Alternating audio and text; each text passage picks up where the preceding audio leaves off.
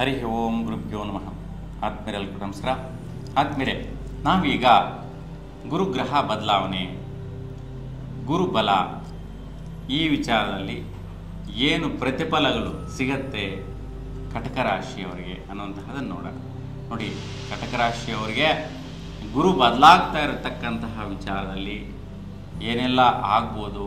1 ವರ್ಷಗಳ ಕಾಲ ಅಂದರೆ 12 ತಿಂಗಳ ಕಾಲ ಈ ಗುರು ಒಂದು ರಾಶಿಯಲ್ಲಿ ದೀರ್ಘಕಾಲಿಕವಾಗಿ ಸಂಚಾರ ಮಾಡುವಂತಹ ಸ್ಥಿತಿ ಇರುತ್ತೆ.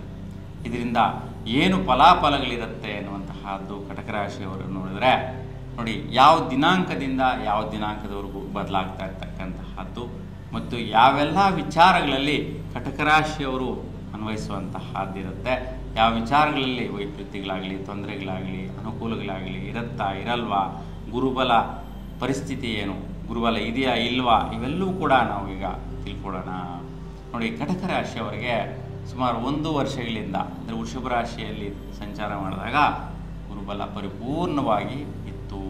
ಲಾಭದಾಯಕವಾದ ಫಲಗಳು ಸಿಗ್ತಾ ಇತ್ತು, ಅಂದ್ಕೊಂಡಿದ್ದೆಲ್ಲ ನಡೀತಾ ಇತ್ತು, ಒಳ್ಳೆಯ ರೀತಿಯ ಇನ್ಕಮ್ ಸೋರ್ಸ್ಗಳಿತ್ತು, ಬರುವವೆಲ್ಲ ಕೂಡ ಬಂದು ನಿಮ್ಮನ್ನು ತಲುಪುವಂತಹ ಪ್ರತಿಫಲಗಳು ಚೆನ್ನಾಗಿತ್ತು.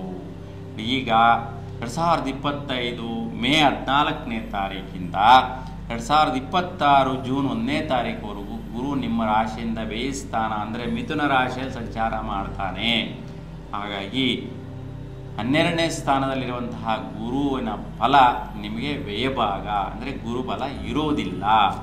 ಕಟಕ ರಾಶಿಯವರಿಗೆ ಗುರುಬಲ ಇಲ್ಲ.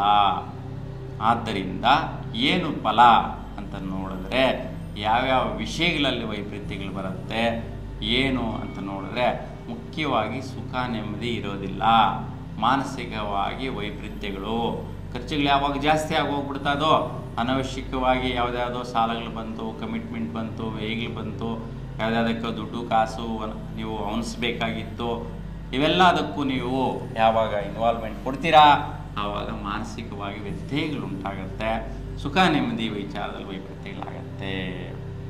ಮಿತ್ರಸ್ಥಾನದಲ್ಲೂ ಕೂಡ ಈ ಒಂದು ಸಮಯದಲ್ಲಿ ವೈಪರೀತ್ಯಗಳು ಕಂಡುಬರುತ್ತೆ. ವಿಶೇಷವಾಗಿ ಭಾಗ್ಯ ಪ್ರಯತ್ನಗಳು ಅಂತ ಏನು ಮಾಡ್ತಾ ಇದ್ದೀರಾ ಆ ವಿಚಾರದಲ್ಲಿ ನಿಮ್ಮ ಜೀವನಕ್ಕೆ ಬೇಕಾಗಿರ್ತಕ್ಕಂತಹ ಅದೃಷ್ಟಗಳು, ಭಾಗ್ಯಗಳು, ದೊಡ್ಡ ದೊಡ್ಡ ಪ್ರಯತ್ನಗಳಿಗೋಸ್ಕರ ಇನ್ವೆಸ್ಟ್ಮೆಂಟ್ ಮಾಡ್ತಾ ಇರ್ತಕ್ಕಂಥ ವಿಚಾರ ಆಗಿರ್ಬೋದು. ಆ ಒಂದು ಪ್ರಾಜೆಕ್ಟ್ಸಲ್ಲಿ ಕೂಡ ಸ್ವಲ್ಪ ವ್ಯಯಗಳಾಗುವಂತಹದ್ದು, ನಷ್ಟ ಬರುವಂತಹದ್ದು, ತಲೆ ಹೊರೆ ಬರುವಂತಹದ್ದು. ಅಂದರೆ ಮಾಡ್ತಾ ಇದ್ದಾಗ ಪ್ರಾಜೆಕ್ಟ್ಸಲ್ಲಿ ಸಡನ್ನಾಗೆ ಏನೋ ಒಂದು ದೊಡ್ಡದಾದಂಥ ಆಘಾತಗಳಾಗುವಂತಹದ್ದು, ಸೊ ಅಡಚಣೆಗಳಾಗುವಂಥದ್ದು, ಅದರಿಂದ ತುಂಬಾ ಇನ್ನಷ್ಟು ಲಾಸ್ ಆಗಿಬಿಡುವಂತಹ ಸಾಧ್ಯತೆಗಳು ಜಾಸ್ತಿ ಇರುತ್ತೆ.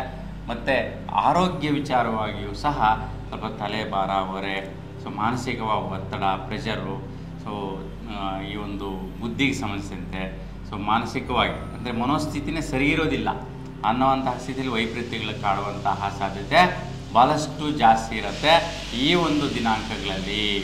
ಸೊ ಅಂದರೆ ಜೂನ್ 14ರಿಂದ ಆಗಸ್ಟ್ 12ನೇ ತಾರೀಕುವರೆಗೂ ಈ ದಿನಾಂಕಗಳನ್ನು ನಿಮ್ಮ ಒಂದು ಕ್ಯಾಲೆಂಡರಲ್ಲಾಗಿರ್ಬೋದು, ನಿಮ್ಮ ಒಂದು ಡೈರಿಯಲ್ಲಾಗಿರ್ಬೋದು ನೋಟ್ ಮಾಡಿಕೊಂಡು ಈ ಸಮಯವನ್ನು ಗಮನಿಸೋದ್ರಿಂದ ಈ ಒಂದು ರಾಹುವಿನ ನಕ್ಷತ್ರದಲ್ಲಿ ಗುರು ಸಂಚಾರ ಮಾಡುವಂತಹ ಈ ಒಂದು ತೊಂದರೆಗಳ ವೈಪರೀತ್ಯಗಳು ನೀವು ಪರಿಹರಿಸ್ಕೋಬೇಕು ಅಂತಂದರೆ ನೀವು ರಾಹುಗ್ರಹ ದೇವತೆಯ ಆರಾಧನೆ ಅಂದರೆ ರಾಹುಗ್ರಹಕ್ಕೆ ಆದಿದೇವತೆ ಒಂದು ದುರ್ಗಾ ಶಕ್ತಿ ಮಾತೆ. ಹಾಗಾಗಿ ಶಕ್ತಿ ಮಾತಾ ದೇವಾಲಯದಲ್ಲಿ ಕೂಷ್ಮಾಂಡ ದೀಪದಲ್ಲಿ 3 ರೀತಿಯ ಎಣ್ಣೆಯ ಅಖಂಡಲ ದೀಪವನ್ನು ಬೆಳಗಿಸೋದ್ರಿಂದ ಒಂದು ಒಳ್ಳೆಯ ರೀತಿಯ ಪ್ರತಿಫಲ ಸಿಗತ್ತೆ.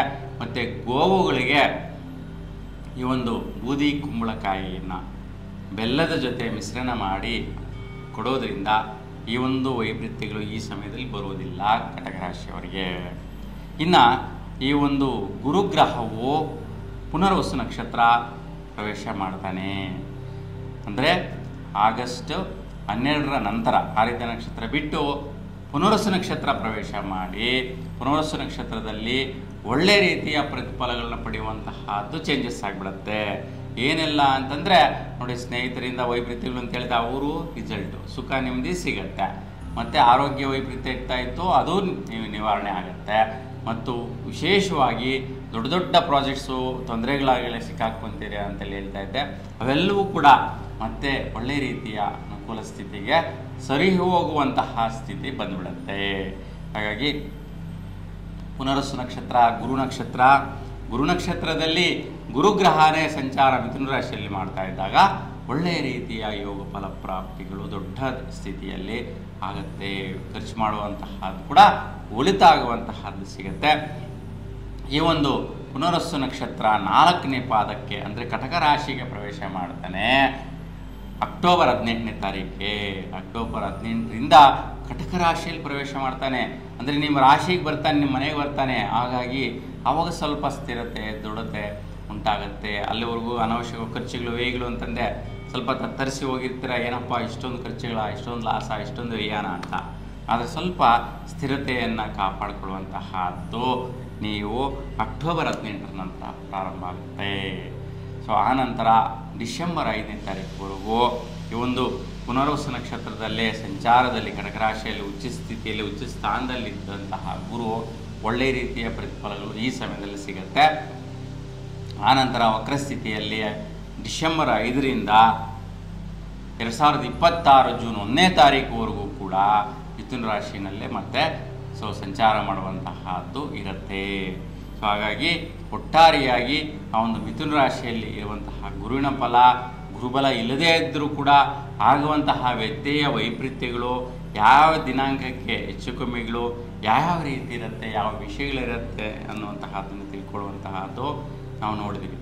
ಹಾಗಾಗಿ ಇಲ್ಲಿ ಗುರುಗ್ರಹ ಮತ್ತು ರಾಹುಗ್ರಹಕ್ಕೆ ಸಂಧಿ ಶಾಂತಿ ಪರಿಹಾರ ಪೂಜೆ ಪರಿಹಾರಗಳು ಮಾಡ್ಕೊಳ್ಳೋದ್ರಿಂದ ಶ್ರೇಷ್ಠ ಫಲನ ಸಿಗತ್ತೆ. ನೀವೆಲ್ಲರೂ ಕೂಡ ಶ್ರೇಷ್ಠ ಫಲನ ಪಡೀರಿ ಅಂತ ಭಗವಂತನಲ್ಲಿ ಪ್ರಾರ್ಥಿಸ್ತಾ ಎಲ್ಲರೂ ಕೂಡ ಶುಭವಾಗಿ ನಮಸ್ಕಾರ.